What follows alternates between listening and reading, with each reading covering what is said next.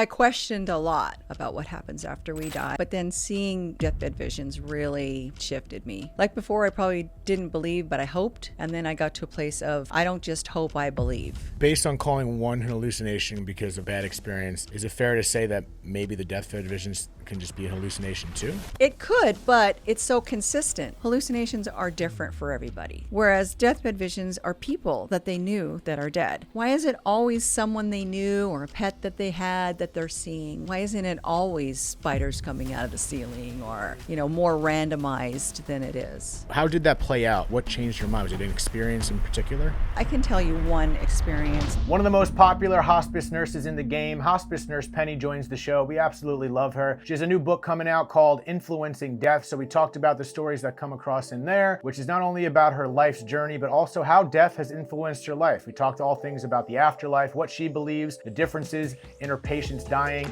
and how that correlates with religion, and what deathbed visioning is. Some really cool stories that you may have heard before, including some new ones. So I hope you enjoyed this episode. She's always a blast. And if you are interested in pre-ordering her book, I'll share the link in the bio. We love plugging people that we care about. And I care about hospice nurse Penny. She's a blast. She's always good to talk to, and we always have fun doing it. So hope you enjoyed this episode. Thank you for those that always tune in. Please hit the subscribe button, hit the notification button if you want to be updated on new episodes like this one. And that's pretty much it. I'll stop talking. Let's get into the episode. So there was this chick she had this website called Save Karen to help. She was asking people for money to pay her credit card debt. She was a shopaholic. Okay. And so I was going to nursing school, and my husband was in the military, so I didn't really qualify for financial aid, but we didn't make a lot of money. Mhm. Like, we just made enough to not qualify for financial aid, but not really enough for a single income family to support me going to school. So I started this website called helpmeleavemyhusband.com. And and I talk about this in my book. So, I never said this to anybody before, but I said in my book, since I'm keeping it real, I sent an anonymous email to Como News 4, and I said, there's this woman that is trying to raise money to divorce her husband. I made it sound really scandalous. Genius. So they reached out to me and wanted to do an interview. So I did an interview in the shadows. My husband was deployed at the time, so I didn't want to tell him about the website because I didn't know if he had internet. He was in special forces. I didn't know if he had internet where he was. I didn't know where he was. And I didn't want him to get the idea that I was disparaging him, which I really wasn't. I was just blogging. Right.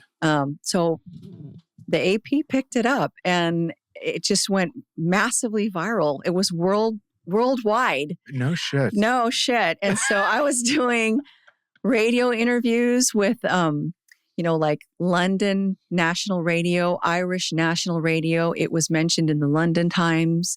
I was on The View. They flew me to be on The View. Mm-hmm. I was on another show called The Other Half with Danny Bonaducci and Mario Lopez. And this is still early 2002. 2002. This is all before all what you're doing now. Oh, Like, yeah. And this is completely... It was my first 15 minutes of fame go around. No way. Yeah. I had no idea. And so now you're getting two. So it's like you have two different I got my lives. second one. That's so wild. I know. Okay, so this one has lasted significantly longer than that one did. Yeah. But I mean, it was crazy. I was on Fox National News. And my website was like making the news in countries all over the world, and it was crazy. Wild. It was kind of controversial. People were like, I can't believe she's asking for money to go to school. And at that time, now GoFundMe and all these different ways to raise money is like kind of... And they loved me in the UK because they've always done things like that. Like they have ads in newspapers that'll say, help me with my flat. That's their version of an apartment. Yeah. Like, I need money for this. So it wasn't a big deal. But this American woman is asking for money so she can go to nursing school and divorce her husband. And of course, just like with social media, people wouldn't like read all of the information and they would jump to conclusions and thought that I was, well, for one thing, the picture on the cover of the front page of the website was me with my hands tied behind my back. And so people would start saying, oh, she's, her husband's abusive. And I'd be like, no, he's not abusive. Or they were like, oh, can't believe you're asking for strangers to pay for you to divorce your husband. And it's just funny because like that's a totally different topic as to what you're really focused on now, but you still deal with the same bullshit of people running their mouths and judging you, or however, whenever you put yourself, you being the general you, but also you. Yes. Whenever you put yourself out there, you're going to get yappers. You're going to get people talking stuff, and that's inevitable. Like I had a guest on recently, and she was great. She was great on the podcast. She was brilliant. And then she started getting some comments of people judging her. And we were talking. I was like, listen, once you start putting yourself out there like that, in regards to especially being vulnerable, let alone anything in the public light, like you're going to get that. Like it's going to happen. And I promise you, like you were great. And you got to focus on the positive because the negative always stands out more. You can get 10,000 comments to praising you, and then you get 5 negative ones. Like you only see those 5. Yeah. But it's just blocking out the noise. And you handle it. I love the way you handle it too. Cause you kind of like, you snap back a little bit in a really funny way. I love it. Well, you have to go, you just got to let it roll off you sometimes because people are just going to hate. I mean, there are moms on social media talking about the deaths of their children and people who are hating on them. Yeah. What? So, got a frog in my throat. It's okay. We have the third guest on the frog. I don't know. There's always something that you can't really. There's a lot of comfort and community you can find online, but you got to be careful and just pick your battles because some people are they're expressing things that have nothing to do with what they're commenting on. It's coming from a weird place. So sometimes it's nice to have fun with it, and then a lot of times part of me doesn't even want to dabble in it anymore. It's mostly good comments, but sometimes I'm like, okay, I don't know what you want me to tell you. Yeah, and I don't even clap back as much as I used to. I used to a lot. I was kind of known. I was one of the things in my bio was sarcastic AF because I was very sarcastic and clap back at people. And now sometimes I just block people. I'm just like, yeah. So it's like I don't care. Certain moments I have fun with it. Like I don't want to. I feel like I like to snap back with like you do sarcasm and not cruelty. Like it's almost like trying to laugh at it in like a kinder way because I feel like that might irritate them more. But I'm not trying to irritate anyone. If anything, I'm hoping it wakes them up to like really what you said because like what everyone is it is a chaotic place in the comment section. It's not natural. It's not natural. Not natural. And it really messes with people. It does. You definitely have to have a strong constitution to be a social media influencer. And what you say is true, that we always focus on the negative first. So even though we have lots of followers and way more positive comments, you see those negative ones and those are the ones you just tune into. It's it's just inherent in human nature, I think, for some reason. I don't know why. It's like the news, the media. It's like there's a reason why it's always you see the bad stuff because that's what people pay. That's what gets the views and the attention. Sensational. It's more sensational. But speaking of sensational, you're sensational. What's going on with this? What's going on with influencing death? Like I know you mentioned it's a memoir, your book. Yeah. And you've been on the show before, so welcome back. First one in person you've ever done. First one in person. How about it? Dead Talks, getting it going. Probably the 3rd or 4th time, maybe. On here, on my podcast. I think so. 3rd or 4th. Might be 4. I've been on with Julie. You've been on with Julie. That was the most recent. I feel like I've been on it twice with you. I think you do it. This might be the 4th time. Yeah, I think so. Well, welcome. Hell yeah. It's the greatest podcast ever. Yeah, how about it? Well, you got your podcast too, though. I do, and you were on ours. Yeah, there we go. And that was really one of my favorite podcasts. Are you just saying that because we're No, I really liked it a lot. It was fun. Because my perspective was opened up a little bit more when we were talking about reincarnation because I was kind of closed off to that. Like I said, I was thinking, well, if you're reincarnated and then you don't have your consciousness anymore. But then we talked about how, well, maybe you do. Maybe you choose what you're going to do next. And so that kind of opened my perspective. It really did. Now I'm kind of like, maybe we do get reincarnated. Yeah, it's just a maybe. But those maybes are stronger for some people. It's changed.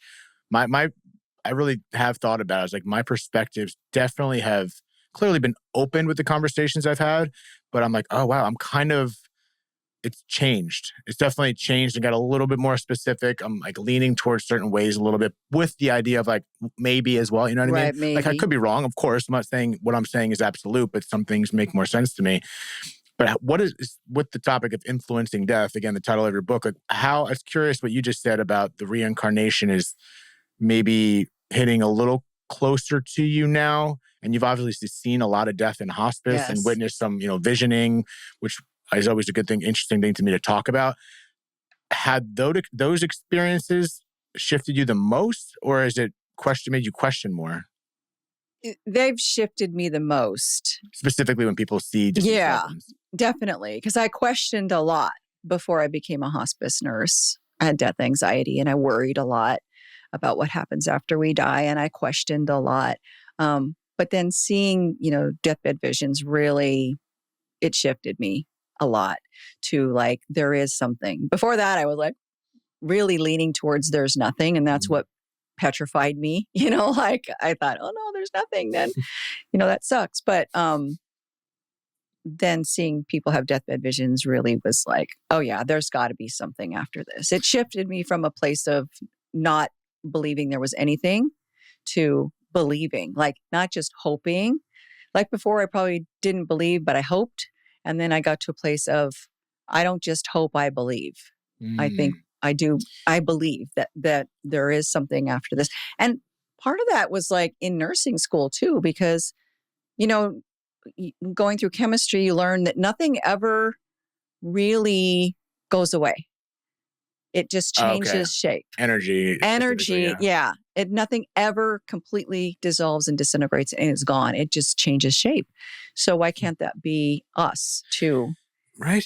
But I love the way you frame like, why can't that be us? So it's like framing that question in a specific way. You know what I mean? It's just asking that question to me that's the big thing about the pod. I'm not trying to convince anyone, even though, some of my episodes may lean a certain way, but that's not intentional. Mm-hmm. I like to diversify the conversation. It's just to ask the questions and explore it and specifically ask questions that are against what you believe. I'm a big believer in that, like devil's advocate and like asking questions that I don't inherently stand with just to kind of have fun with it. Yeah. But I'm curious in regards to you having this growth, if you will, with your belief system. How did that play out? Because if you didn't believe in anything, but then you're having these experiences, what was that process of like, oh, this is happening more than once? So was it like the amount you've seen it, or was it just being taught off the rip that this happens? Like, what changed your mind? Was it an experience in particular?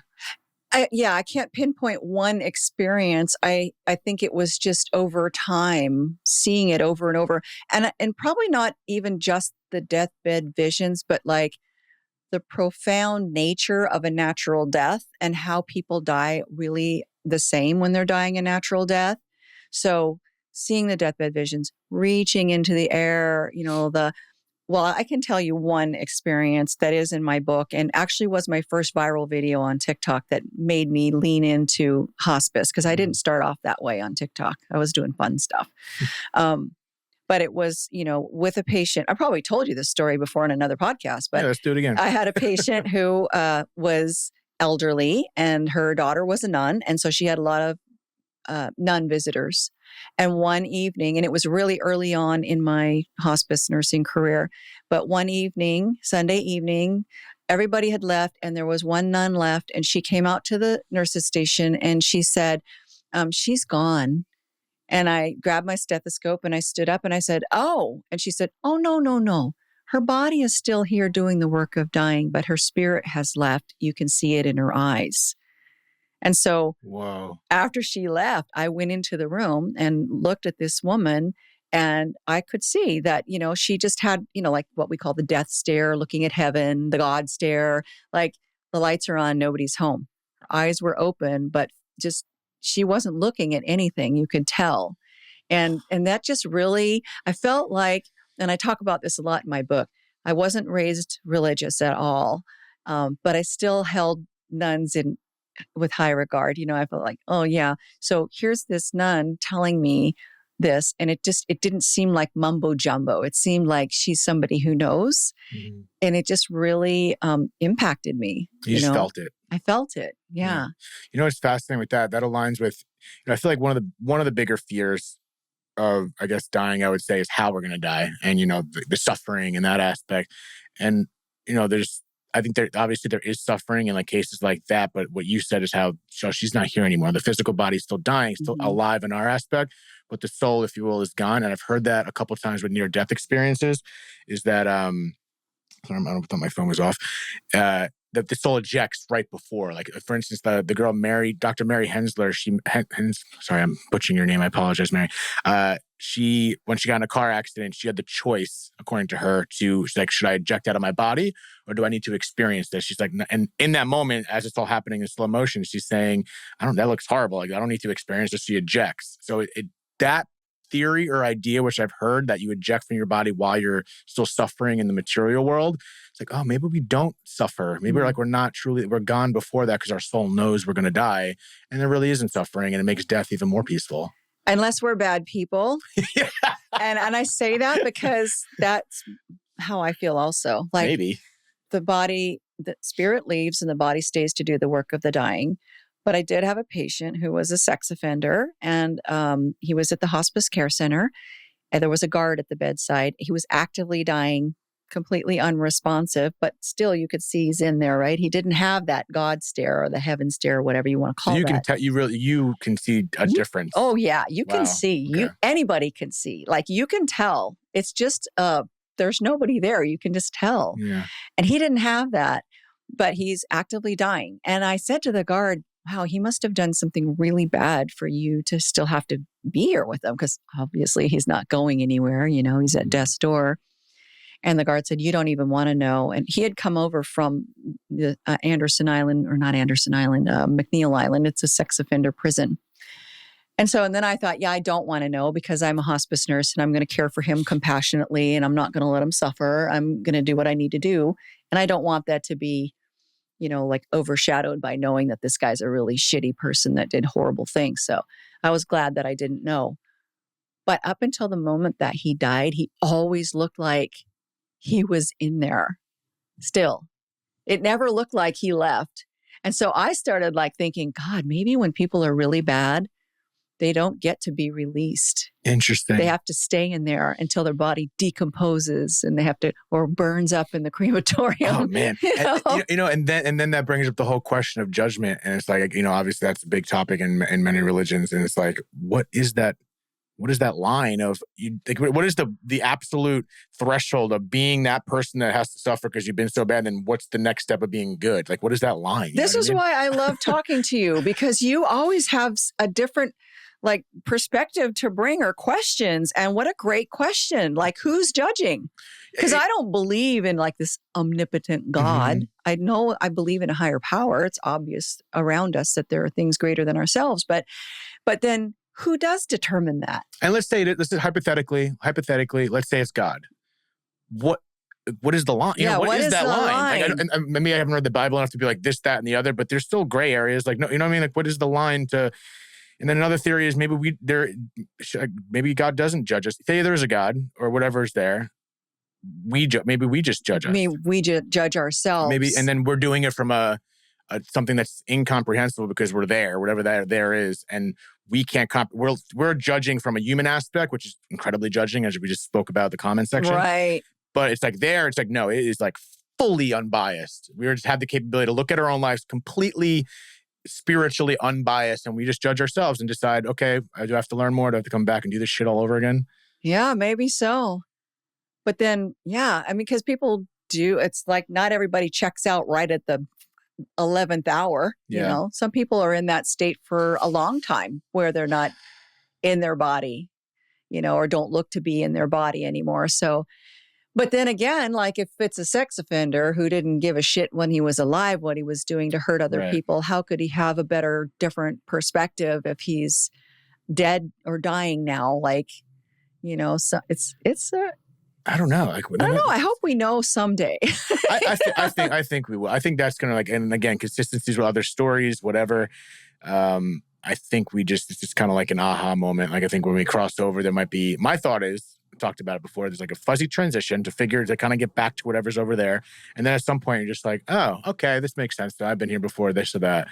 Or not at all. I don't know. I saw Heretic last night. You ever heard of that movie? No. Very fascinating that we're even talking about, because Heretic was a movie with Hugh Grant. I'm trying not to give spoiler alerts, but it's, I won't give spoiler alerts, but it's called Heretic, and about this man that essentially is just is talking about all these religions. He makes some interesting points, and a lot of it is just his belief was that a lot of religions are just iterations of one another. There's the big ones of the Quran, the Bible, and the Torah, the big ones, and they all came in different order. I think the Torah was the earliest one, right? And it's they're all kind of, a lot of these religions, and by the way, there's 10,000 religions, give or take. Wow. So that number alone was just ridiculous. I didn't even know that. That's a lot. I had to Google. It's funny that it came up in the movie because I had to Google it, because I was getting tapped into someone's comment about like saying, oh, this woman knows nothing. She's wrong. There's only one truth. I'm like, I hear you. Maybe there is one truth, but there's also 10,000 religions. Right. So it's like, maybe everyone's kind of saying the same thing, but I feel like it's just so interesting how I feel like that doesn't get brought up a lot. Even if you have a belief, that's fine. Believe what it's like. What it's really is, to my opinion, what feels good to you. If that feels good, truly feels good to you, then that's the truth in a way. It's your truth. Yeah, it's your truth. But I just wonder how scared people get of contemplating that maybe your beliefs are wrong. And they don't want to believe that. I feel like I'm me personally, my psychotic mind, I can think about what I believe, but also be like, I don't know, maybe not. But it doesn't scare me. Right. Yeah. Same. I think people that are really firm in their belief probably do get more scared when they start. I mean, I know that because it's interesting. So I actually made a video, I haven't even posted it yet, but somebody made a comment that they worked with hospice for years. Well, they said they worked with the hospice. So that was my first sign that they're full of shit because hospice is not a place, it's a program. And that they have seen that non-believers die with fear and believers don't die with fear. And I'm like, that's bullshit. Because I've been with literally thousands of dying people. I've been doing hospice a long time. And I've seen people who were believers who questioned their faith and had a lot of fear at the end. And I've seen atheists and agnostics who had beautiful deaths and vice versa. I've seen people who were believers. I say believers because you know what religion that is, right? Who had beautiful deaths. And I've seen atheists who were scared.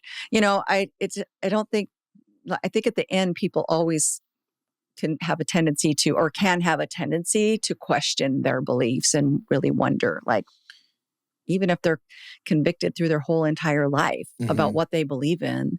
I think of my husband's great aunt, and she, at the end of her life in her 90s, was just dragging on forever. She was in our hospice care center for 18 months, so the longest patient ever there to this date, 20 years later.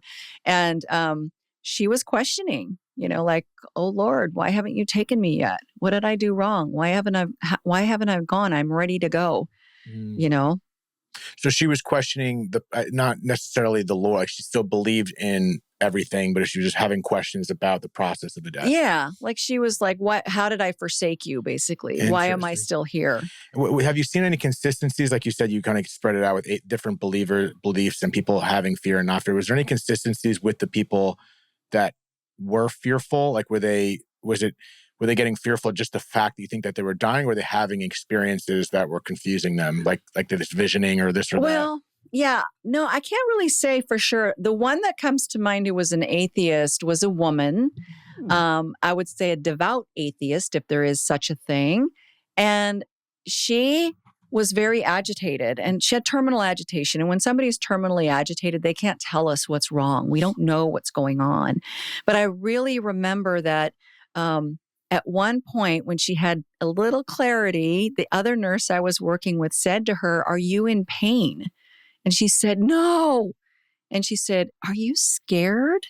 And she said, "Yes." But that's all she could tell us. She couldn't expand on that. And we ended up having to do palliative sedation because she was so agitated. So we don't even know like what she was afraid of.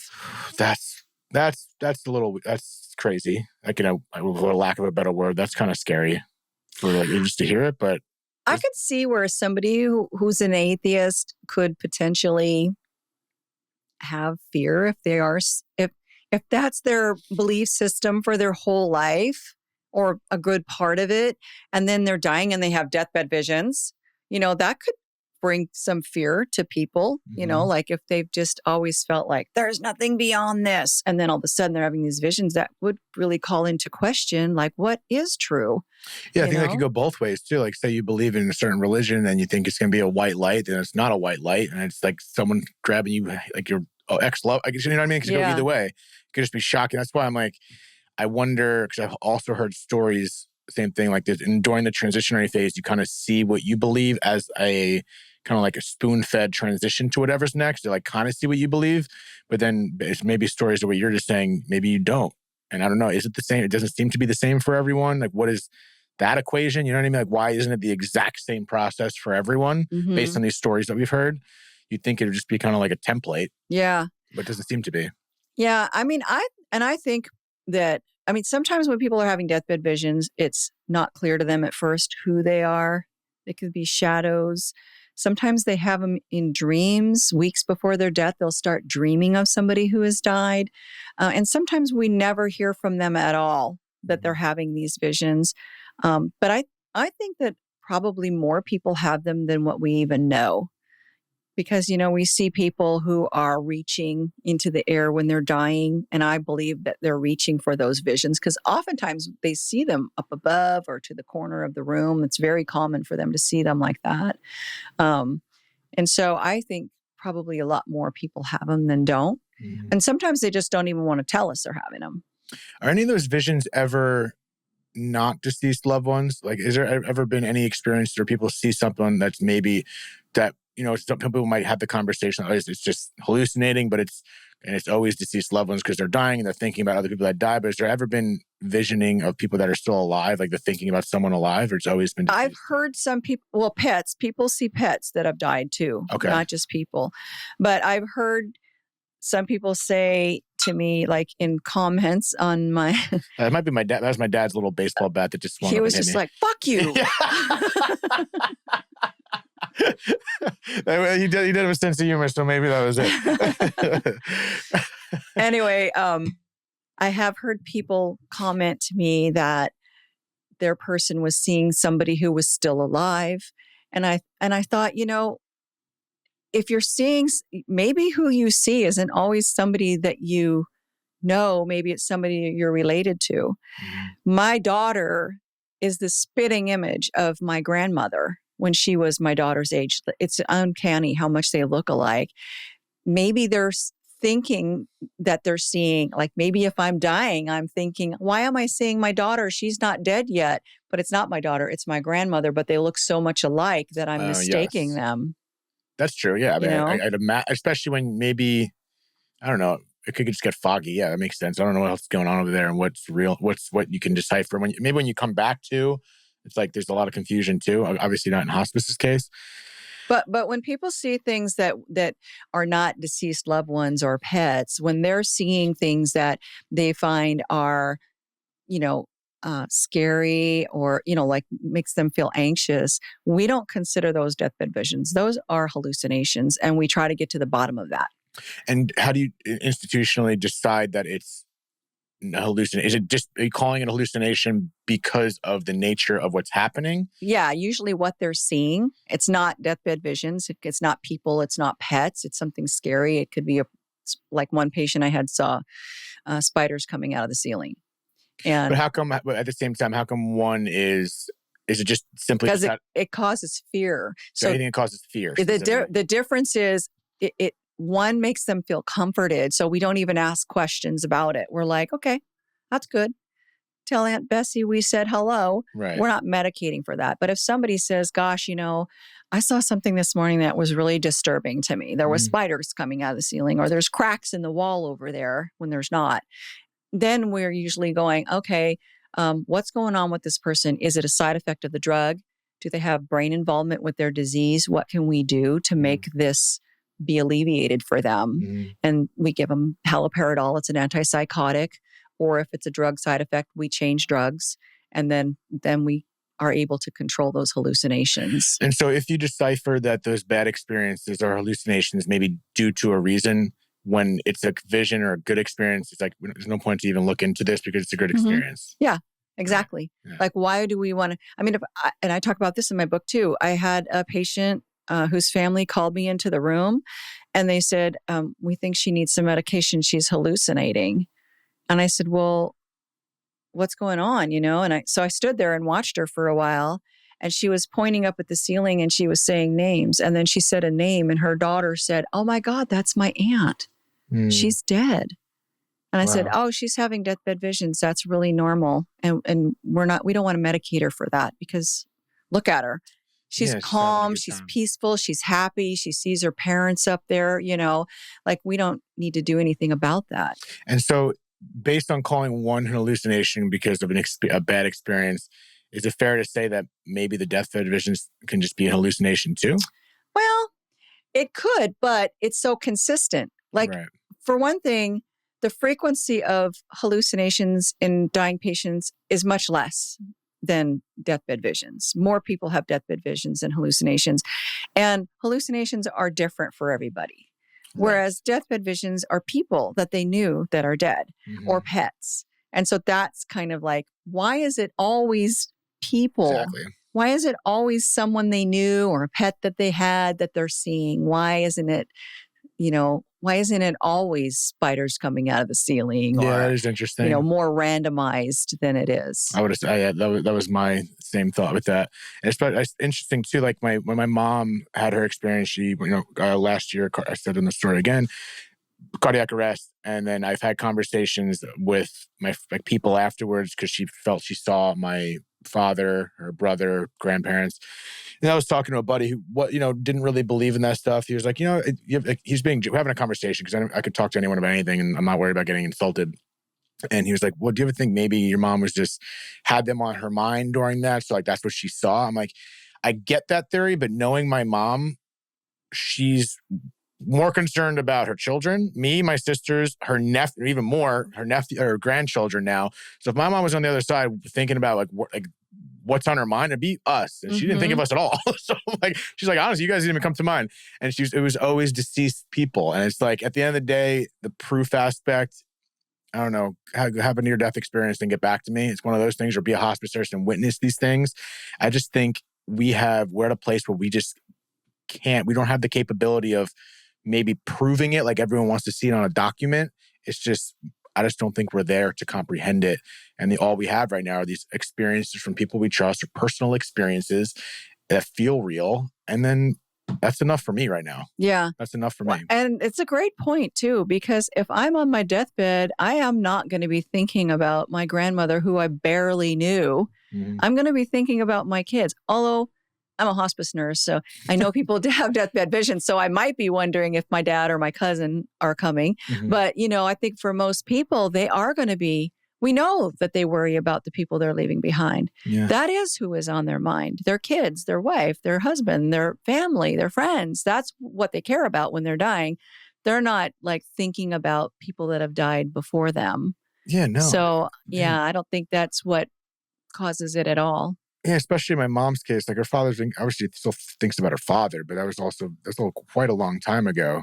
And it's just, I don't know, it's just, again, there's just so many stories. And I like engaging with people that don't believe in it, just to go back and forth, like in a conversational way.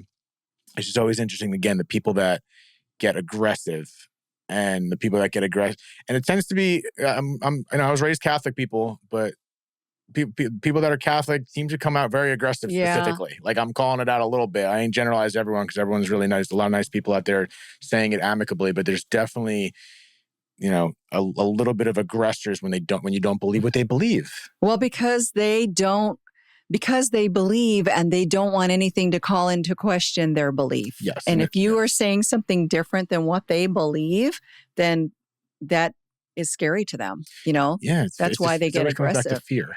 Yeah. My brother's an atheist. I used to laugh because he'd go to these barbecues on Sunday for atheists. And I said, I thought being an atheist was a loophole to getting out of church. You say barbecues for atheists? Yeah, barbecues for atheists. Like they get together on Sunday and barbecue on Sunday. How's atheist food? I don't know. I guess it's food, regular food. My brother's a vegetarian, so I guess some of it would be vegetarian. But I thought, like, why are you doing, like, if you're going to go on Sunday, is, like, that's like going to church or something. I thought being an atheist meant you got to get out of those things. Yeah. But, we went on a road trip, and my sister and I and my brother go on trips all the time together. And we went on a road trip a couple of years ago. And my sister and I were talking about our experiences with my dad coming to us after he died. And my brother just got like almost angry and said, there's nothing after we die. And Laura said, do you really believe that? Do you really believe? Yes, there's nothing. And she goes, but Brad, we don't really know. And he goes, I know there's nothing after. I mean, it was so bizarre because my brother is like this really gentle person, and he's a genius, literally a genius. He's in Mensa. And never argues with us. He's really kind. And he was just adamant. He was so angry. Like, there is nothing after we die. And to this day, I don't know where that came from. Oh, so we don't know where that stems from. I don't know why he was so, like, he was like not even wanting to talk to us about it. He shut us down. He's like, I don't want to talk about it. There's nothing after we die. We're like, but Brad, and I'm like trying to go, well, I've been a hospice nurse for a really long time. And I said, I see people die and they see their deceased loved ones. And there's got to be something there. I couldn't even get the chance because he was just like shutting us down. It was just bizarre. And we're just like, wow, that was so weird. Where did that come from? How come he was so adamant? What do you think? I mean, even if it's not personal or anyone in that position, like, what do you think? I don't know. I wonder if it's because he didn't have an experience with my dad after he died. And the best way for him to rationalize that and not feel bad that he didn't have an experience is just to say it doesn't exist. So that's a good theory. Because I think about that with my sisters had more experiences that seemed to be more related to my father, and me and my other sister haven't. People experience, I think, just based on my experience, people experience having interaction with their dead loved ones differently. Mm-hmm. My experience with my dad was that he came to me when I was sleeping. He was energy. He was bright. It was his essence. He was, telling me it was time to go. And I said, oh, okay, well, I got to say goodbye to the kids. And he was like, no, it's not your time yet. I've got to go. Very, very real. That was my experience. My sister said that she didn't experience him for a long time, but during the time that my dad died, her daughter was a drug addict. She was on meth and heroin and she was pregnant. And it was very, very traumatic for my whole family because my dad's in the hospital. She's not coming to visit. Then he dies, and then she's not there grieving with the rest of us. And so my sister was going through just really traumatic experience. And so her husband got her to start, and this was months after my dad's death. Her husband got her to start meditating because she was just going through so much emotional grief over this loss of her daughter, who, by the way, just spoiler alert, is now clean for 9 years. Her baby was born addicted to opioids, but perfectly healthy, perfectly normal. She just had her 9th birthday. Wow, beautiful. So yeah, beautiful ending to that story. Well, continuation of that story. Mm-hmm. So her husband got her to meditate, and she said she's meditating and she sees this bench and she sees my dad and this dark figure next to my dad. And she's like asking him, I don't know what to do. And my dad says, Laura, you know what to do. And she did. She needed to evict her from the house. There were all these things that she needed to do to Jenny to tough love her. And so this kept happening. And she said each time this happened, my dad started to fade more and more, and the dark figure was staying there. And then in the end, it was just the dark figure. And then after, her daughter got clean, she wasn't meditating and seeing that anymore. So that was her experience with my dad. My mom is so funny. She's agnostic for sure. She'll say, I don't believe in life after death. I don't. But then years after my dad's death, one day she says to me, I keep seeing these little wisps. And I was like, what do you mean wisp? Like just a little wisp. And it's like I hear Dad's voice and he's saying, be careful. Like I'm out weed eating in the yard and I see this little wisp and I hear this voice that's Dad and he's saying, be careful. I said, wow, that's crazy.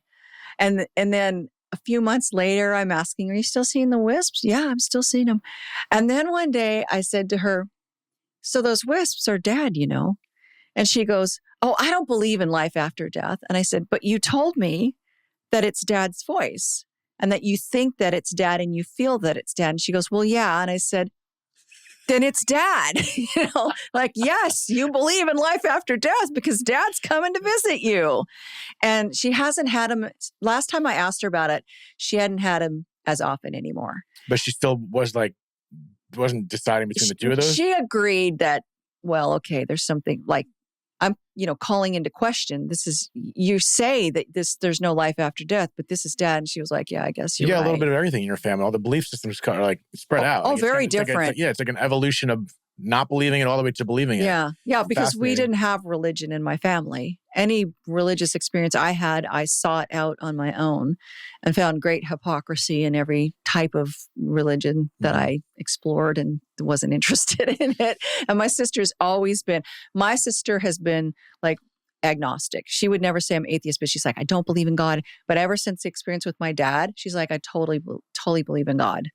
Yeah, and I wonder if it's a balance of certain people may need quote unquote that experience a little bit more, and maybe some people, if you just are closed off, like that is a frequency energetic thing.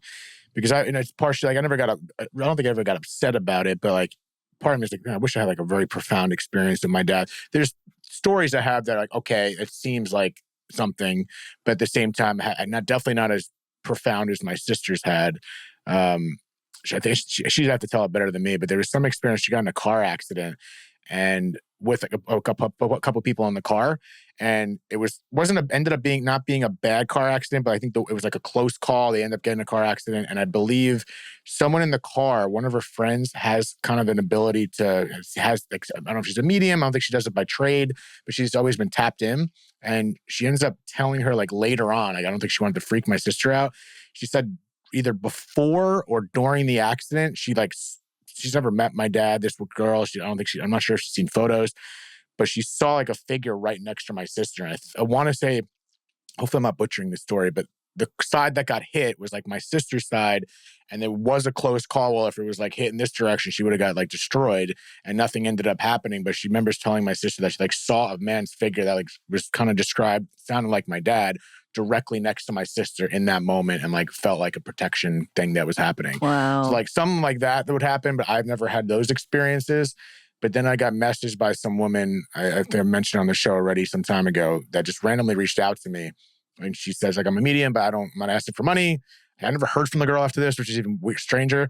And it's like, I just felt the need to tell you. He's like, your dad is always with you. And he said he hasn't come to you because you're one of your biggest traits or strongest parts of you is your curiosity. And he said, if I came to you earlier at a certain time, you wouldn't have been as curious, which to me, I'm like, interested. I feel like I might have been more curious if that happened, but I guess it kind of makes sense in some way. And he's like, when he does come to you, it's going to be so profound. There's going to be no doubt. So it's like, I'm here. I haven't come to you for a reason, because if I did, you wouldn't be as seeking all this, whatever I'm seeking for whatever reasons. I don't really know what that means, but it goes back to what I was saying earlier about maybe we just needed at certain times. Yeah, I totally agree with that. Also, by the way, your dad did throw the coaster on the floor a minute ago. It's his little baseball bag. Oh, okay. I thought it was a coaster. He said this is like a base. I'm hoping, if you're not watching on YouTube, a little Cooperstown baseball bag. I always keep it next to me. And it was like him as a child. So this is arguably like 50 years old, I think. And I just always keep it next to me. Wow, that's really cool. So yeah, when I said that my dad came to me, my sister said, why, like before she had her experience, why hasn't he come to me yet? Or the rest of us? And I said, because I work in hospice and I'm more open to receiving it. And so I just, that was my explanation. Like, I've seen this, I believe this, and this is why he came to me. He came to my sister when she needed him, and sought him. She was looking for him. And then with my mom, I think, my mom really was like, why you, why not me? It took years for him to reach out to her. Right. But I just feel like, they come to you when you need them to. And I think think about it. When my dad did come to her, she was like, I don't believe in that, even though she's like, it's Dad's voice. I see these wisps, but if he had come to her earlier, she might not have believed, she might have been just like dismissive of it. How has death influenced you in regards to like, not just beliefs in the afterlife, just the way life in general? Well, it's kind of like the pat hospice clinician answer to say, it really makes you appreciate life more. Truly does. Taking care of people. Ever since I've been a hospice nurse, I have cared for people who were younger than me or my same age at every age that I've been since I've been a hospice nurse. So, I've taken care of 20-year-olds all the way up to 106-year-olds. And it makes you appreciate life more. You take for granted less the little things that are less important. I would love to say that I think that all the time, but I'm human too. And sometimes I get petty about petty shit, that I shouldn't. Of course, that's all right. But it's like life is fucking short for sure. Tomorrow is not promised. And we do have to do what makes us happy. Like we don't wait to start checking off our bucket list. And I really have done that. Like during the pandemic, my job became completely virtual because I don't do patient care anymore. I do quality for hospice.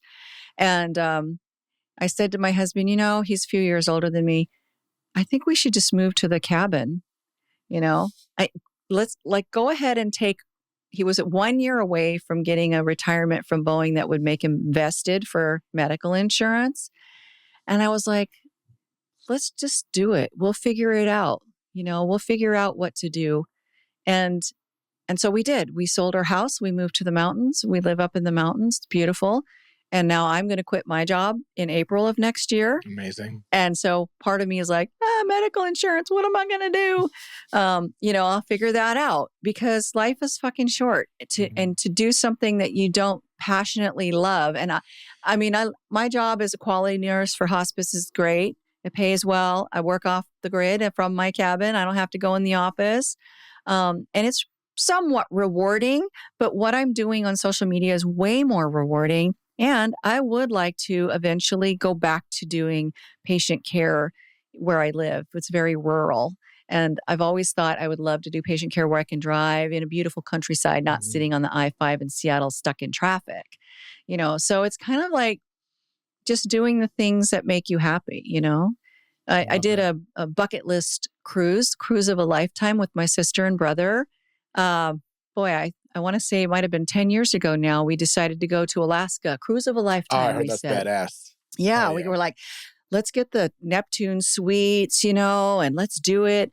It's a cruise of a lifetime. Well, we came back from that cruise and we were like, this is more than a cruise of a lifetime, bitch. We're going to do this all the time. And so now, I've been on multiple cruises to Alaska and I finally convinced my husband to go. So we're going on a cruise to Alaska next year. I've never been on a cruise. I've traveled my fair share, but I've never done a cruise. Oh, I love it. Is it? Yeah. Alaska's amazing. It's beautiful. And, and when you go, you have to get a cabin that has a balcony. You have to. Oh, yeah, I'm sure. There's some that are windowless. Yeah. Oh, God. Yeah. That sounds Yeah. terrible. So my husband and I, we took my first cruise I ever took. It was his second, and he didn't like the first one. We went on a Carnival cruise, and that was about 17 years ago. Don't ever do a Carnival cruise. Lots of kids on a Carnival cruise. Yeah, Carnival. Yeah. It's fine. If you want to take your kids on vacation, you'll take your kids. But if you're going without them, you don't want to be on a Carnival cruise. Mm-hmm. We got a room that had a porthole window, It was terrible. It was the worst experience. We had fun when we went into the Mexican towns and stuff, got way too drunk. And but glad you made it back. Yeah. But it was awful. So I've never been able to convince him again, we should go on a cruise. But what was terrible? Just the fact that you didn't have a balcony specifically, or just we didn't have a balcony. There was kids. It was no fun. Mm. And so when my sister and brother and I did it, we had this balcony and it was beautiful scenery and it was great. And so for the last 10 years, I've been trying to get him to go on a cruise to Alaska because I know he'd love Alaska. He's very much a mountain man, Okay. And it's our 20th anniversary. And the last cruise I took with my sister, I texted him from the ship and I said, we can see a bear on the shore right now. Amazing. And he was like, wow, that sounds really cool. And then I got home and he goes, I have to admit, I was a little bit jealous when you said that. Even though there's bears at our house, we live in the mountains. But then I was like, maybe I can get you to go on a cruise. So I said, we're doing it and we're getting the top of the line cabin, it's huge. It's a suite. There's a couch. It's huge. Mm-hmm. There's a balcony. I said, we're going to do it, because life is fucking short, man. Yeah. I think it is a balance of, prepping. We got to be conscious of, we don't want to be too crazy and ruin our future. But at the same time, it's when I hear people say, oh no, we'll wait till we really just do in 5 years, this, that, the other one, things like that. I'm like, man, if you can do it, if you have the means to do certain things. Yeah. And sometimes treat yourself on little things if you can, whatever it may be. It's I don't want to wait. It doesn't have to be this trip or that, the other, whatever you want to do. but just don't wait. Yeah. Thank you for saying that. It doesn't have to be a big expensive cruise in the top of the line. That. I'm down for that for You're sure. right. But it doesn't have to be else. that. It could be anything. It could be just walking outside and appreciating nature. Saying something to someone. Yeah, saying something to someone that is meaningful, like that you want to say, it's on your heart, but you're feeling like, it's important to say those things. Yeah, sometimes I think my mental, I try to get better at that too. And part of me thinks of, think of the, God forbid, putting yourself in this place of losing someone. If I say God forbid, and someone asks me, do you believe in God? I'm like, I believe in a source. I still say God forbid. I say thank God. I still think, I think it's still nice, Yeah. But it's putting yourself in that place. What is worse? What would feel worse to you? That you are concerned about saying something now and how they may react, or the fact that you didn't say it and then that moment's gone forever? Which would hold more weight to you? And I feel like most times, never finding out what would have happened kind of thing feels way worse. It's way more permanent than maybe saying something or doing something that is going to be temporal. It's when I try to put myself in those situations, it's like, oh damn, just fucking say it, dude. What the fuck are you doing? Yeah. Regret is huge too with grief. When people die and you have regret, that's a complicating factor of grief. It's just a human response. At the end of the day, I feel like one day we're going to find, why was there's no regret? We just did all this and now we know this and no. It's all weird. Yeah. It's all weird. What the hell are we doing? This camera's recording. I don't know what any of this is. But you got an amazing book cover. So I do want to show people. I love my book cover. Yeah, let's give this a little plug again. I know you've shared some stories that are in here, but you didn't give the whole thing, which I'm happy about, so people can read it. If you're watching on YouTube or Spotify, for those who listen on Apple, Spotify does video podcasts, by the way. And the audio book is going to be available on Spotify. You can reserve it. Did you do it? Yeah, I did. Hell yeah, good. I'm happy you did it in your voice. But there's the book. Influencing Death, Reframing Dying for Better Living. And what made you want to write this? Well, I started writing stories early on in my hospice career because I just had these profound, moving experiences, and I've always liked to write. My mom used to always say, "You've got a book in you." The website, the whole everything, my sober journey, all of it. And so I've always kind of dabbled a little bit in writing. But I started writing some stories early on in my hospice career. Unfortunately, I lost some of them when I gave my computer away and thought that I had transferred everything off the hard drive, and I hadn't. But I was able to recreate some, and I found one. And then I just started probably in about 2019, I found this. Amazon was doing this amateur screenplay submissions, and they had you could go online onto their program online, and you could type your stuff in there, and it formatted into a screenplay. And I thought, there's nothing. First of all, I'm very passionate about death education and hospice. I'm very, very passionate about it. And so I was like, there's nothing on TV that really addresses hospice and death and dying. So I started writing this as a screenplay. Well, then Amazon stopped that, and I was like, oh shit. So then I thought, well, I should write a book instead. And so I started writing it probably in 2019, compiling my stories and adding a little bit to that. And I would say probably in 2021, after I had followers on TikTok and started to think I could really actually do this, I could actually make a book that people would read. That's when I kind of started more writing in earnest, and really putting pen to paper, fingers to keyboard. Congratulations. You said you self-published this too. I did. I went through a hybrid publisher. Okay. So it's kind of like self-publishing, except for they do more of the work and they charge me more money.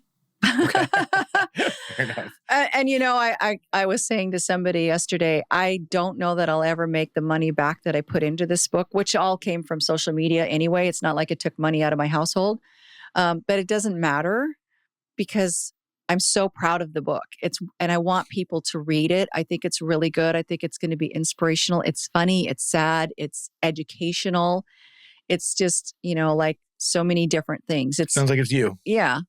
And I love that it says, it's obviously called Influencing Death, but reframing dying for better living. And I think that's such a premise for kind of what we last talked about, and just, that how death can influence you onto your life. And I think death is a conversation about life even though despite its defining nature. But congratulations on this book cover. Is bad. I keep saying it, but the design of it's badass. Everyone says that. It really is. I It's dope. love It's dope. it. Yeah. I'm so proud of my book cover. I just really wanted, I knew right away, like Influencing Death, that title came to me. It just came to me like, this is what I got to call it. Because I'm a death influencer and how we think about death influences how we live. So it made sense to me. And I just wanted to like bring it all together. And my publisher said they wanted me to put my face on the book because they said people will recognize the pink streak in your hair. And I was like, I don't want my face on the book, you know? And so then it just came to me, the image with the ring light and the stethoscope in my hand. It just kind of like, oh yeah, I was in New Jersey. Hell yeah. Where you're from. Homestead, baby. Let's go. And I was in an Airbnb with my daughter. She was having surgery in New York and we were reading through the first draft of developmental edits and I was just agonizing over the title. I just was trying to figure out, should I call it Influencing Death? And how can I make this make sense? And her friend's a photographer, and she had been showing me these pictures he did, and the image came to me, and I said, "Oh my gosh, I think I know what to do." And she called him up, and he was like, "Yeah, let's do it." So I got a ring light from Amazon and ordered some scrubs. I had my stethoscope with me because she was having surgery, so I figured that was smart. And he came and did the photo shoot, and the rest is it's like mysterious, but not mysterious. It's a great cover. So I think, I'm excited to see it officially on the shelf. I'm not sure when in the future this is going to go out, but when is the release? What is the date it comes out? So it's available for pre-order now anywhere where you can buy books online. It's going to be an ebook, audiobook, hardcover, softcover, and it's going to be released on January 14th. Okay, so I'll get this out before January 14th, whatever date this may be you're listening.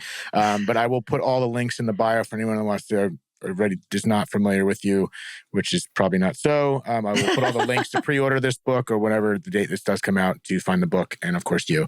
Penny, I want to thank you so much for being on here. It's so nice to have you on and do it in person. Yeah, in your awesome studio. I love it. About it. I would, if you come back again in the future, which doors always open, we'll do it at Spotify next time you're in LA, which is fun to do as well. But congratulations. This is, support the book, guys, especially if you know Penny. Just, I'm sure it's going to be a good read. I'm looking to check it out myself. She just gifted it to me. So till next time, thank you again. And another episode of Dead Talks. Ciao. Thank you. Thank you so much for tuning in to another episode of Dead Talks. Please do not forget to hit the subscribe button and also the notification bell. That'll give you updates as to when we post a new video, more episodes, and more content in general. We are streaming on all the major podcast platforms, including Apple, Spotify, iHeartRadio, Pandora, and all that. And also find us on Instagram at Dead Talks Podcast or www.deadtalks.net. Thank you so much.